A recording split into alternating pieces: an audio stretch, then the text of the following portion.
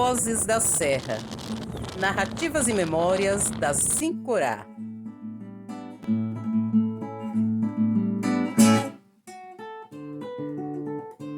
Estamos a caminho de Andaraí, de onde transmitiremos para vocês a 4ª edição da Feira Literária Aflian. Existem serras que guardam silêncio. A Sincorá não. Aqui as pedras contam, as águas falam e os ventos lembram.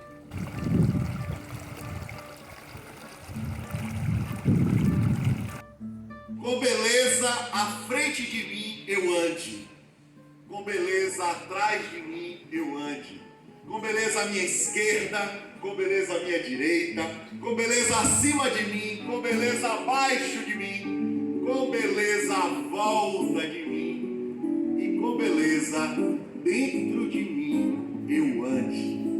Beleza, beleza, beleza, beleza. Todo mundo, gente.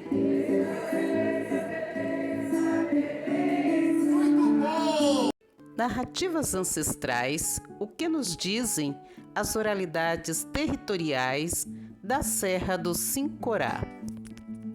A Serra do Sincorá, localizada na Chapada Diamantina, Bahia, é uma região rica em histórias, memórias e saberes tradicionais que são transmitidos majoritariamente pela oralidade.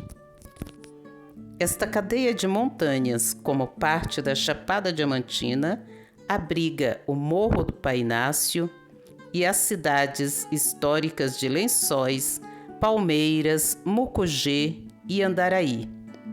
Neste importante microterritório estão os sítios geológicos, paleontológicos e ecológicos. Em uma outra perspectiva da Serra do Sincorá, considera-se ainda o povoado de Igatu e as cidades de Mundo Novo, Barra da Estiva, Ibicoara e Ituaçu.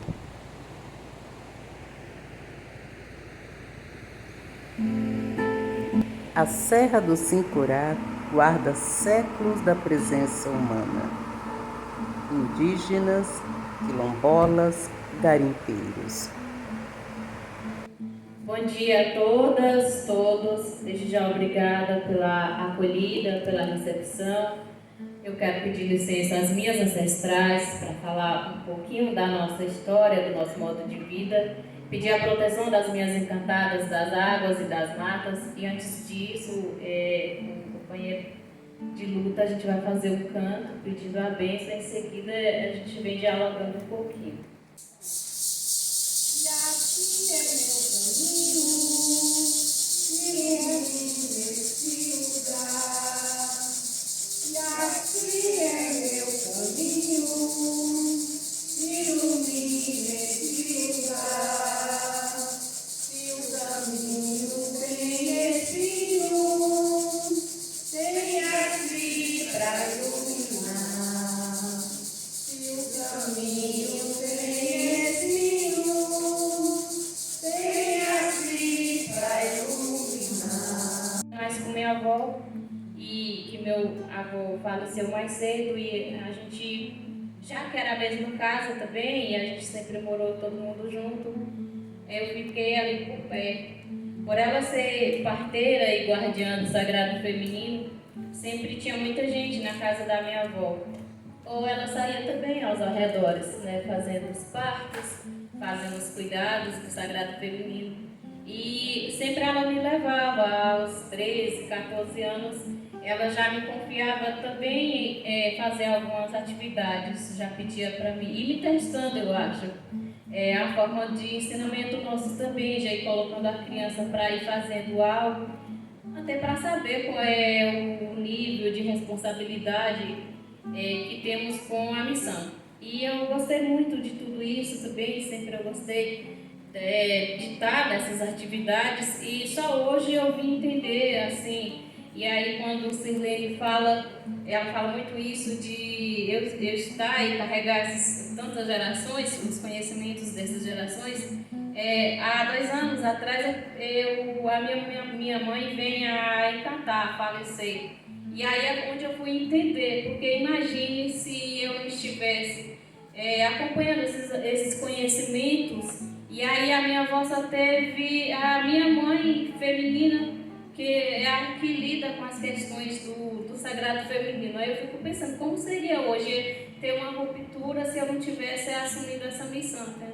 Hoje eu faço isso com muito cuidado. O nosso modo de vida é ainda baseado em todos esses conhecimentos. A gente nasceu, cresceu e moramos na zona rural, fica a 22 quilômetros de Ceabra.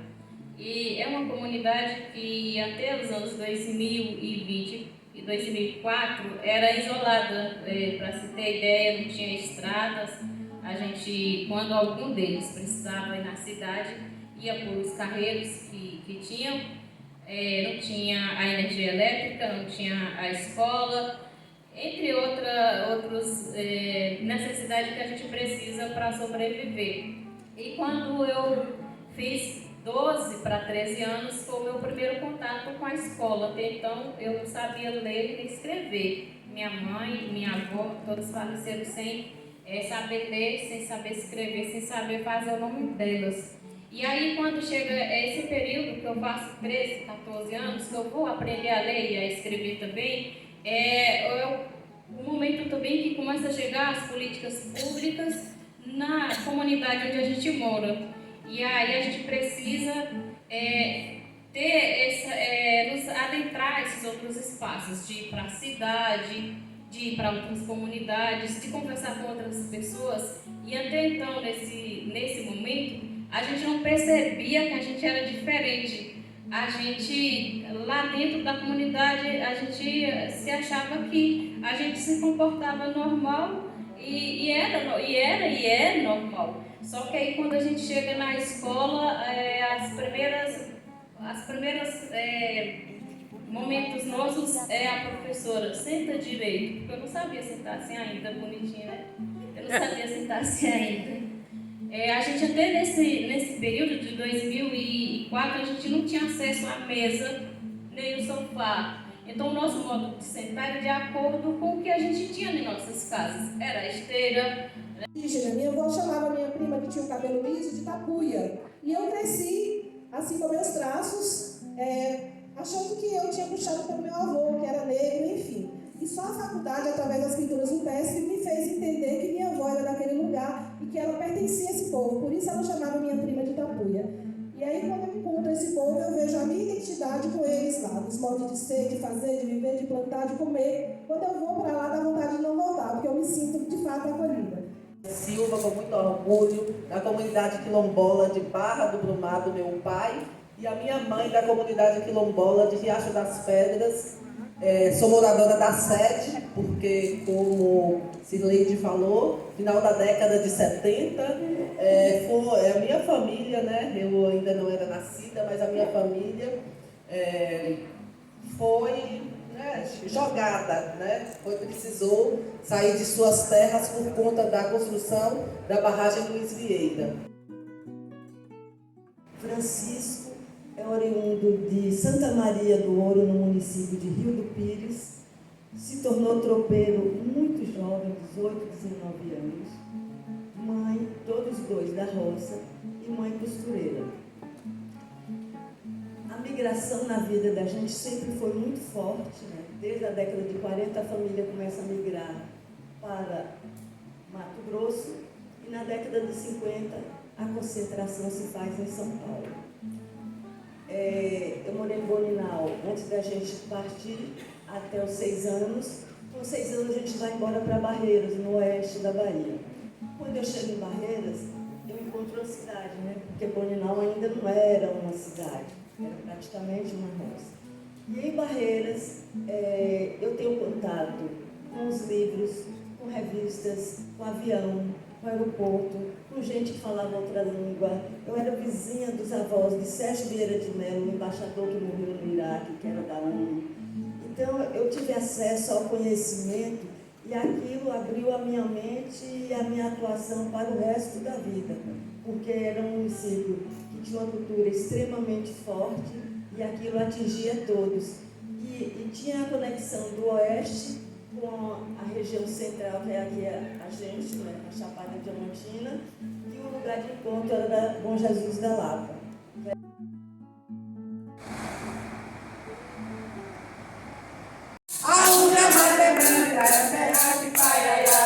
Eu moro na Caatinga, eu moro no lugar aonde a mata é branca, é terra de Paiaiá.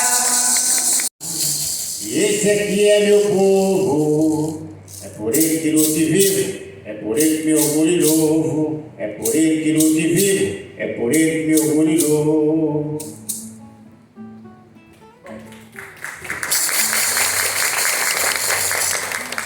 O índio sempre cantou, né?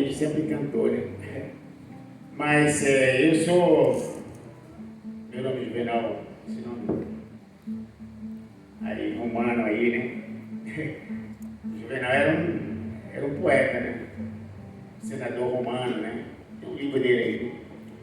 Aí na hora de me batizar, em vez de chamar Pinagé, um padre italiano lá de, não, bota Juvenário. Aí meu pai foi na dele e botou Juvenário.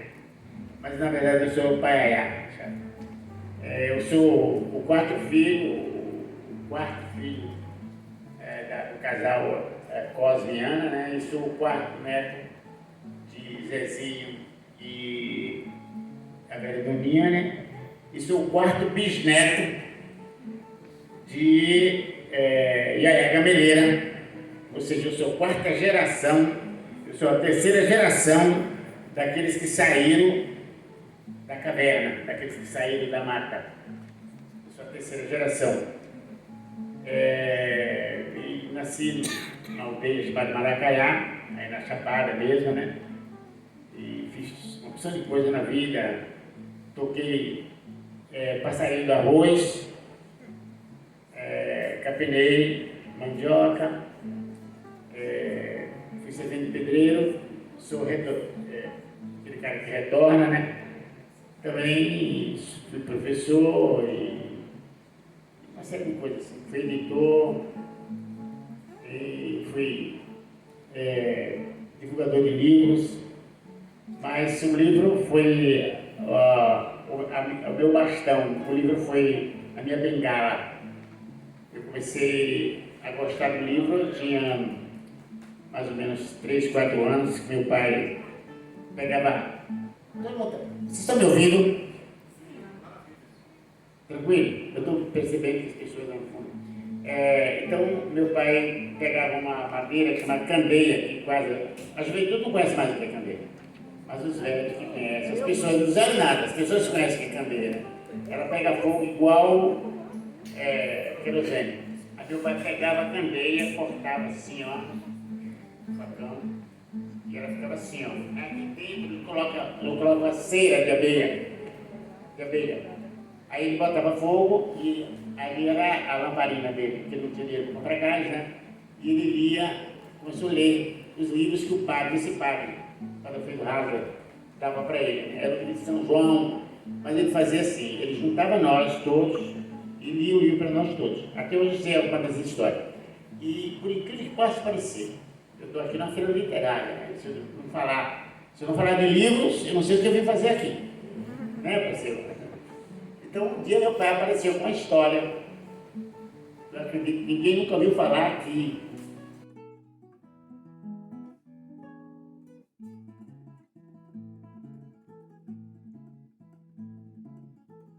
Vou fazer uma breve narrativa da sua história de vida e da sua comunidade. Que é preciso que a gente dê voz às pessoas. Diz que a gente se mostre para as pessoas. Fogo de novo! Queimaram caldeirões, nasceu pau de colher. Fogo! Queimaram pau de colher. E nasceram e nascerão tantas outras comunidades que os vão cansar se continuarem queimando. Porque mesmo que queime a escrita, não queimarão a oralidade.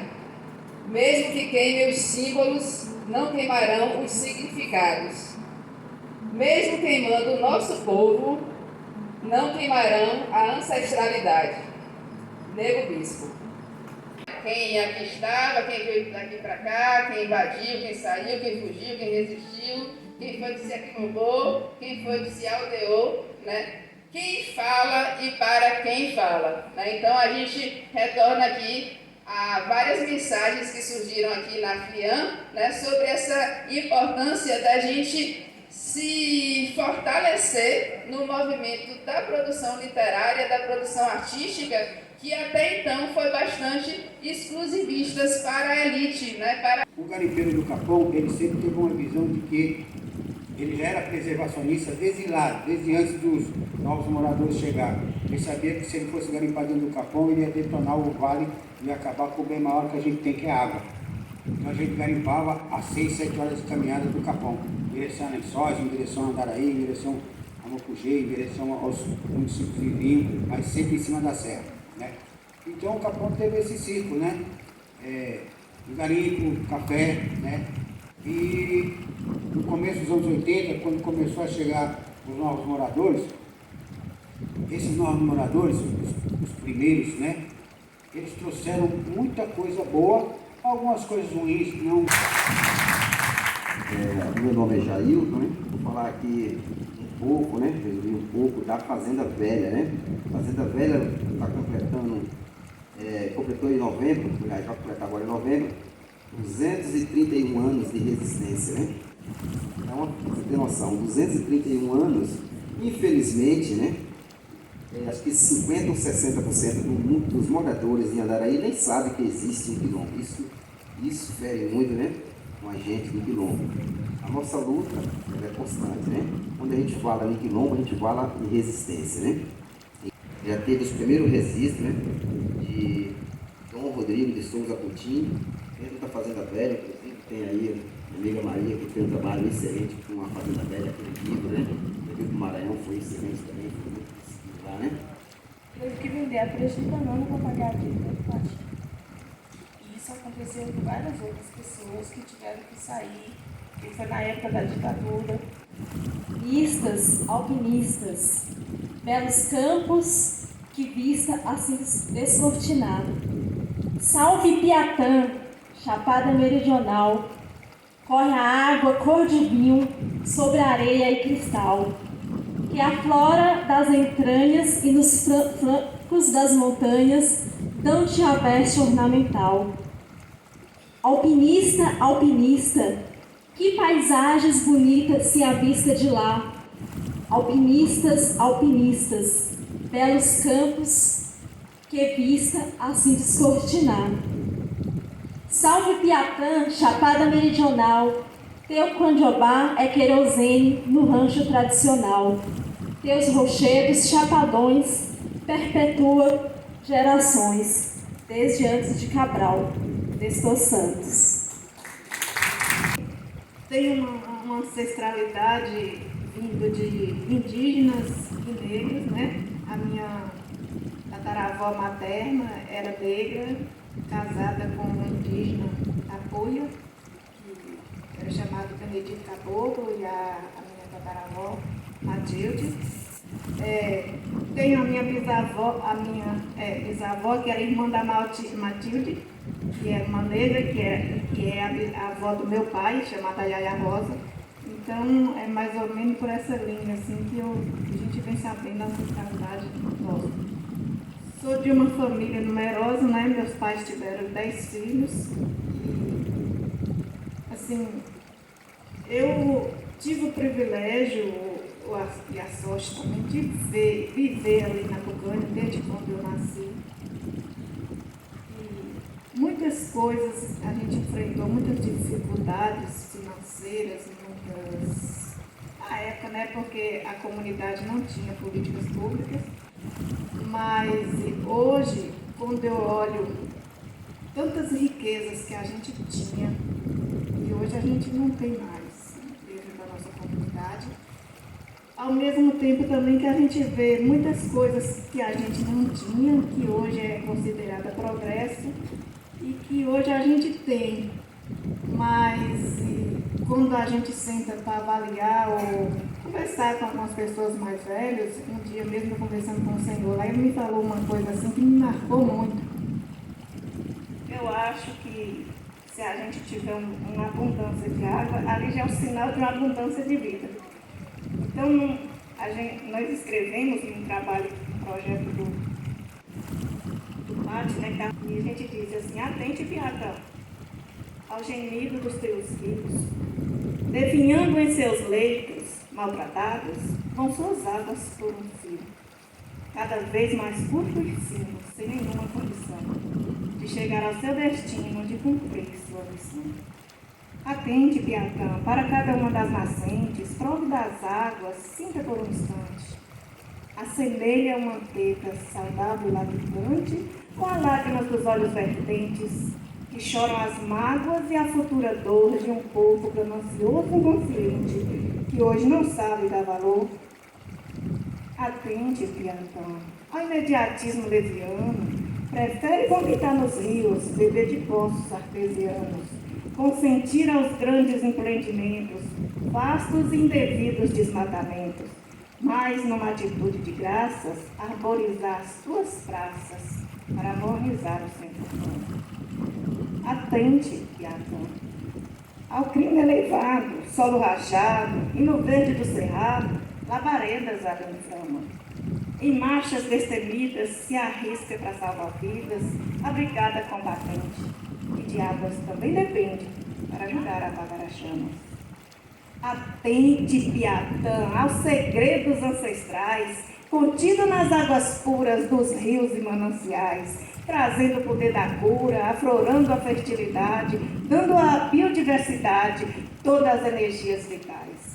Atente, Piatã, à festa das águas, nas danças das corredeiras, celebrando a liberdade das cascatas e cachoeiras, diferente das águas privatizadas, fabricadas, rotuladas e vendidas nas prateleiras.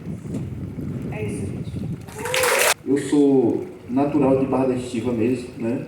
Só que o meu avô, ele saiu daqui da região de Buninal, né? Da comunidade chamada Mulungu, na década de 1950, né? Onde ele foi a pé para Barra da Estiva, né? Segundo a história que ele conta, ele gastou os 3 dias, né? A pé, ele com os irmãos dele, o pai e a mãe, e foi morar em Barra da Estiva, né? E aí se formou lá essa comunidade em 2008. Chegou ao nosso conhecimento da gente buscar a nossa história e registrar a comunidade como quilombo, né? Através do padre, né? Eu estava lá na paróquia na época, né? E através de Carmo também de Rio de Contas, né? Ele foi o primeiro quilombola a visitar a nossa comunidade, né? E daí os primeiros passos. Nessa trajetória toda eu acabei me afastando da comunidade, né? Fui morar em São Paulo uns tempos, a comunidade parou. Aí eu retornei para a comunidade e em 2016 nós conseguimos aí o certificado da Palmares, né? Então assim, só que quando eu assumi a liderança, né, lá em 2001, era presidente da Associação de Moradores ainda, né, não era quilombola, eu sempre preocupava assim, do cargo que eu ocupava, eu sempre aprendi um pouco mais, né? Então, quando chegou o certificado de quilombola, né, veio ali a preocupação por onde a gente ia começar a destrinchar, né, a nossa vida, a nossa história. E aí eu fui com base na educação, né? Então, assim, eu fiz parte do Fórum Permanente de Educação Quilombola da Bahia, né? E a gente deu uma, assim, celeridade dessa pauta dentro da comunidade e conseguimos colocar os jovens na universidade, que hoje é quem, né, estuda bastante sobre a história das comunidades. Hoje nós temos 2 professoras já atuando, né, na escola da comunidade, e nós temos 8 que estão formando na universidade. Da água viemos, e aí penso no líquido amniótico, e a água voltaremos. Somos água essencial. E a gente tem um projeto, inclusive, que chama Escola das Águas Nascentes, lá em Piatã, mas não é sobre ele que eu quero falar. E diante de tantas coisas ditas, o que mais me impressiona é realmente o mapa da invisibilidade. Então, um mapa de 1.500, 1.600, 1.700, 1.800, 1.900, não tem gente. E no ano 2000, também no parque, né, nos anos 1980, também não tem gente no parque. Eu dizia, meu filho, esse povo está muito mal acostumado. A gente vive, a gente vive a vida toda, né, arando a terra, plantando a semente, colhendo fruto, a botar na boca desse povo, coçar a garganta, massagear o estômago e eles fazerem bosta.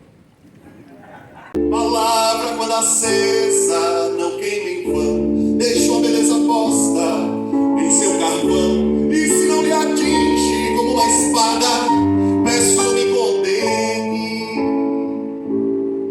ó minha amada, pois as palavras foram pra ti amada, pra chapada, pra ti amada, pra ti amada. Em duas rodas de conversas, ouvimos narrativas e oralidades do presentes, como vivem as comunidades hoje e o que dizem os mais velhos. Dona Eulina Bezedeira, aos 84 anos, conta a história de assombração. Uma vez apareceu uma luz no mato. Dizem que era a alma do garimpeiro que morreu com um diamante escondido no dente. Já seu Zeca, ex-garimpeiro, conta: tem muito tesouro enterrado e tem alma que guarda esses tesouros. A gente já viu, mas não pode contar para qualquer um. Cada voz é uma página que não foi escrita, mas vive falada no tempo. São pontos importantes das narrativas e oralidade da Serra do Sincurá. A fala dos mais velhos, a influência do garimpo e das romarias, lendas e mitos populares, memória coletiva e do território. E ainda as histórias contadas por moradores, os mais antigos, seja ela a lenda do Pai Inácio, o encanto do diamante, a pedra viva, a lenda da Lagoa Encantada ou o boi de Maria.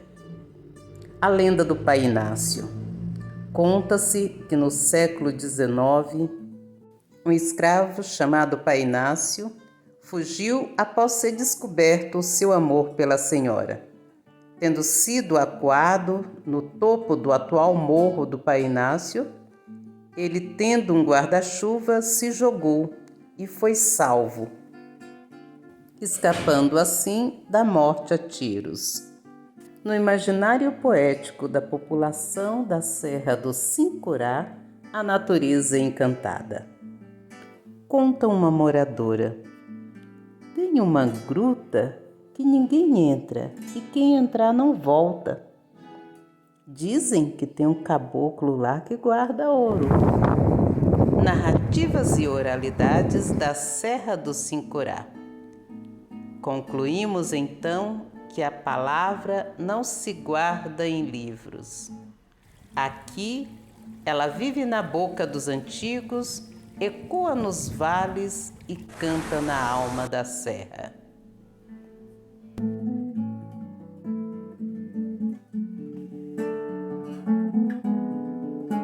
Se a serra fala, é preciso escutá-la e ensinar os mais novos a ouvi-la.